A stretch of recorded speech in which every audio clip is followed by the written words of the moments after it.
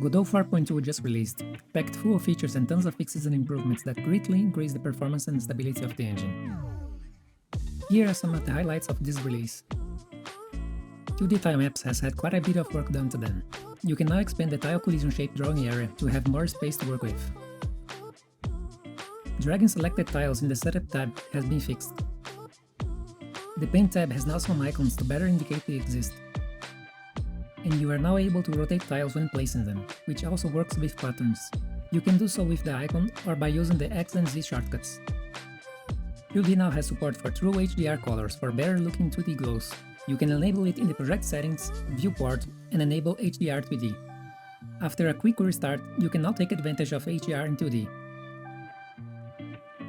Baking navigation meshes now takes advantage of multi-threading for faster bake times. And 2D is now finally able to bake navigation meshes, including support for tilemap collisions. This will greatly help when making modifications to tilemaps. Tilemaps has also had some great performance upgrades when dealing with big maps and Y-sort. The onion skin feature for animations is back. You can now use onion skin when using the animation player. Folders now allows you to change colors to better organize your project files. You can now use FSR tool, which can be used to downscale images or upscale images, gaining performance while retaining better quality results. The GLTL importer now supports emission strengths. The preview window now rotates properly around the model. You can play animations from there too, though the zoom-in issue still happens depending on the models used. The way meshes are stored has changed to optimize them for mobile and the compatibility renderer. When importing an existing project, you can upgrade the meshes by using the Project Tools Upgrade Meshes. Blender style hotkeys are now fully implemented, adding the ability to lock axes and type numbers, as well as wrapping the mouse around while moving it. To enable this, go to the Editor Settings, Shortcuts, and then add the shortcuts for the Begin Transformation tools. The Editor viewport is now cleaner, which must last further. Light and some other nodes are displayed as icons, and we won't display gizmos when they are selected now.